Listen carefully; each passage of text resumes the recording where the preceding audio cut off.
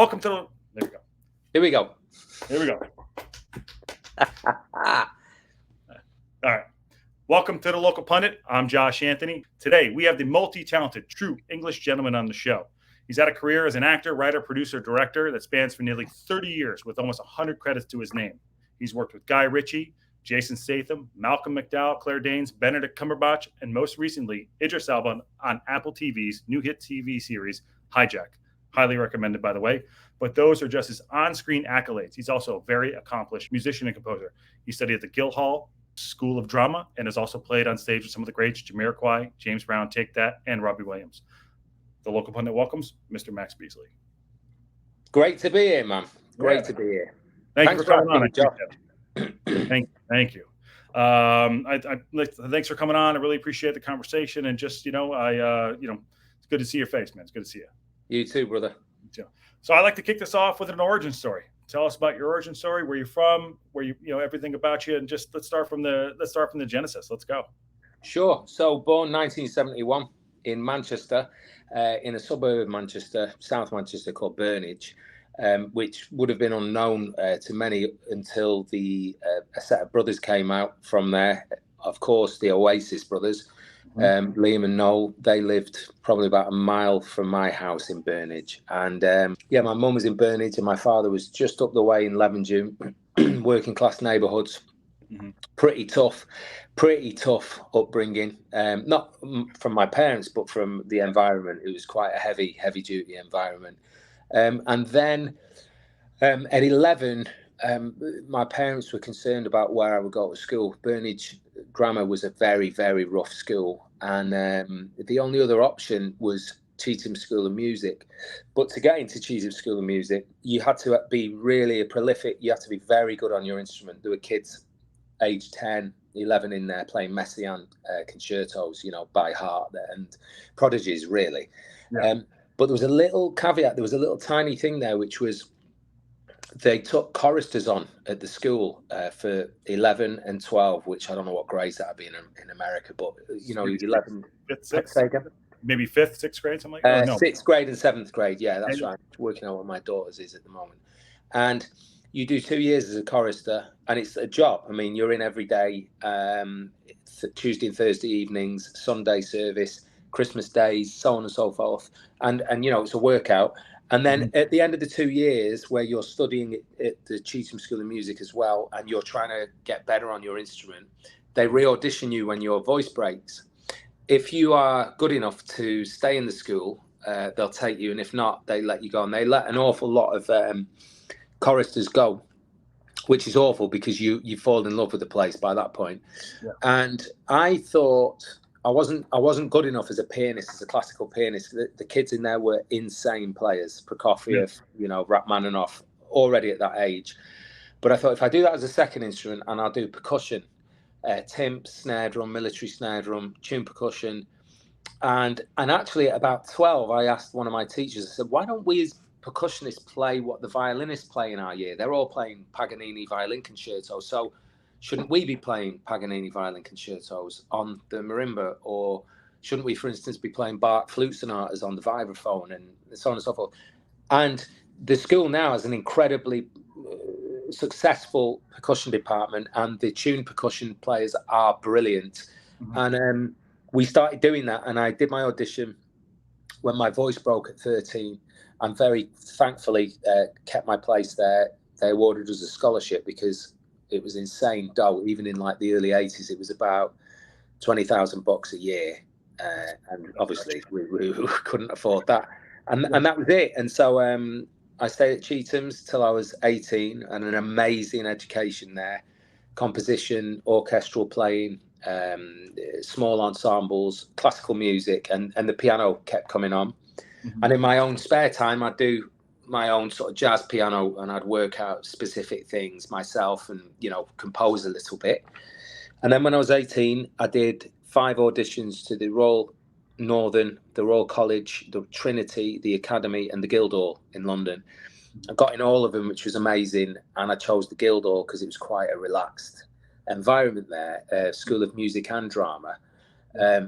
Ironically, incidentally, the guy that I palled up with there, that was on the drama course, we were both 18, both born the same month, was Ewan McGregor at the college as well. And there'd been quite a stable of very good Joe Fiennes had been there, Daniel Craig had been there. So I had this idea that if the music didn't work out, I'll jump over to the drama department because I liked film. And anyway, before the end of my first year tenature finished, I was doing a live gig with a group called the Jazz Warriors that was set up for black musicians in the UK that didn't really have many moves on the board because the industry was quite racist still, even in those days. It was, white pop albums were doing very, very well, and some of the R&B artists that were not white were struggling a bit. And so a group of musicians set up this band called the Jazz Warriors for black musicians. Mm-hmm. And very, very kindly, they asked me if I would be able to play vibraphone with the band. And obviously I was honoured. I was the only white cat in the band, but I was like, yeah, I'd love to, man. And they were all brilliant musicians.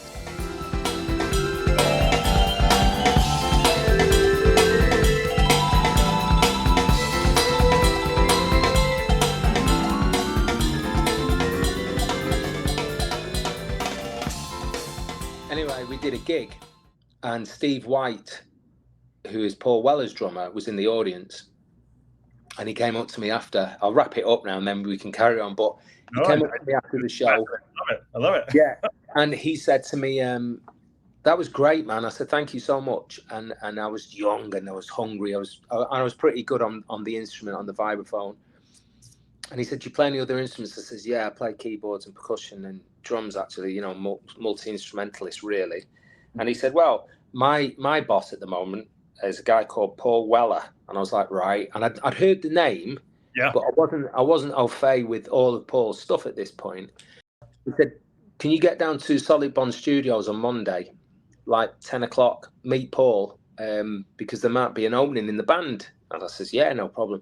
Anyway, I was living in Catford, southeast London, and it was not a great area, man. And we were eating tuna fish and rice every day because we couldn't afford anything else, with mayonnaise, obviously. And gotta have mayonnaise.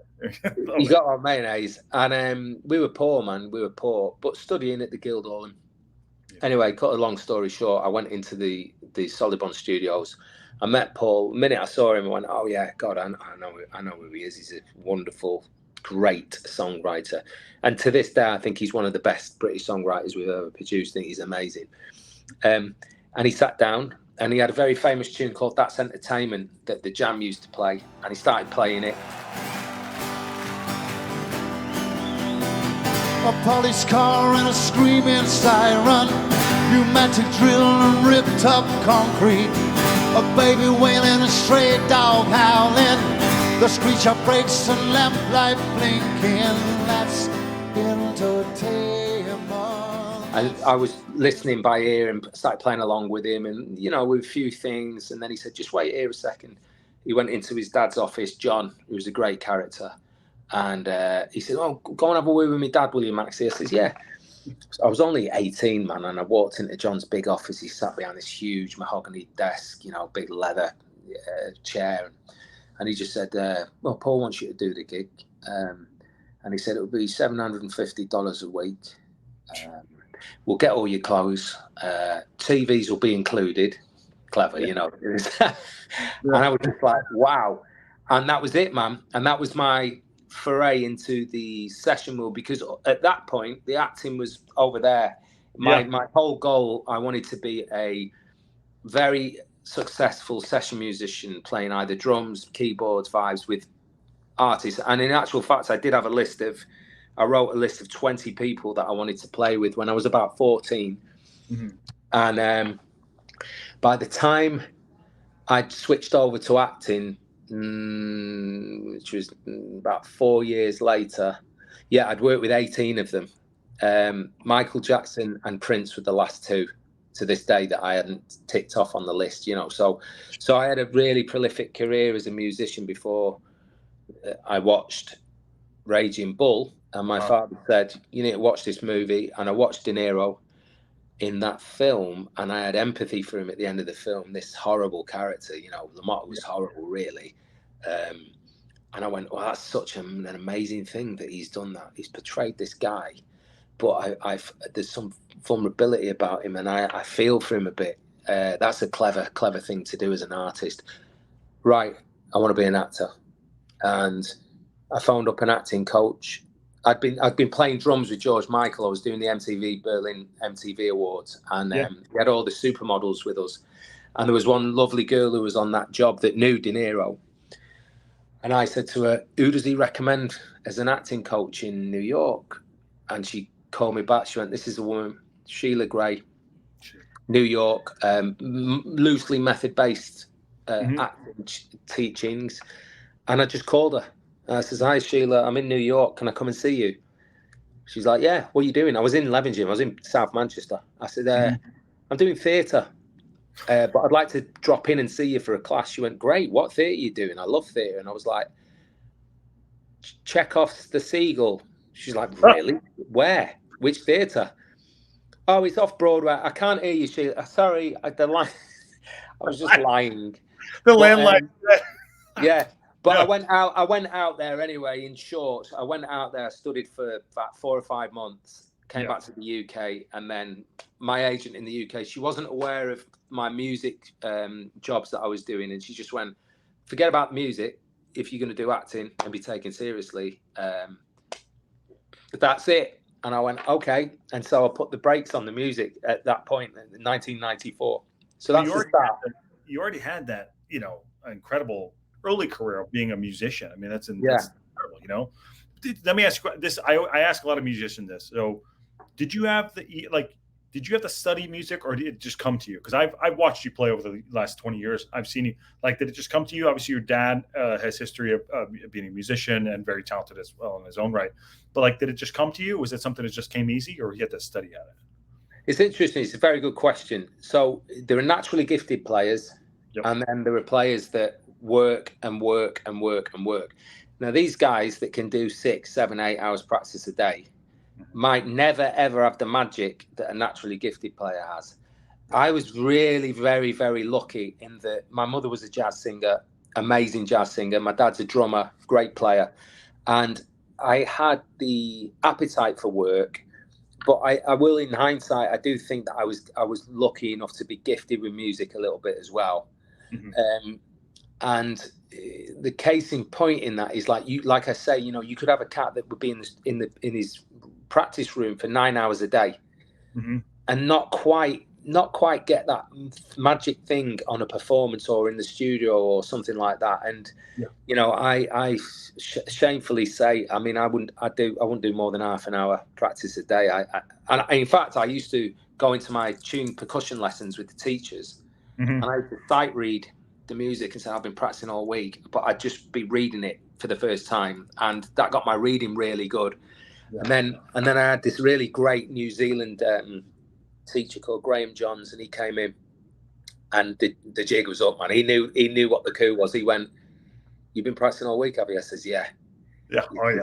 He said, "I don't think you've touched the instrument once." He said, "So I'll tell you what I'm going to do. I'm going to leave you now for this hour. I'm just going to go and get myself a nice cup of tea. I'll see you." And he walked out, and I was devastated. I was gutted because I couldn't play with him, for that hour. And that was a great lesson. But yeah, so you learn at Chetham's, it's very much you learn the academia side of music is drilled.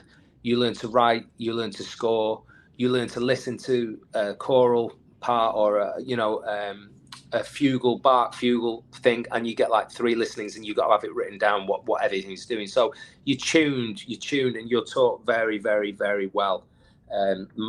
Microscopic teaching there. So as boring as it was in those days, now at this stage in life, being able to go into the studio and write orchestral music and know, right, that's the octave there in, that'll work well with that, is invaluable. So really grateful for it.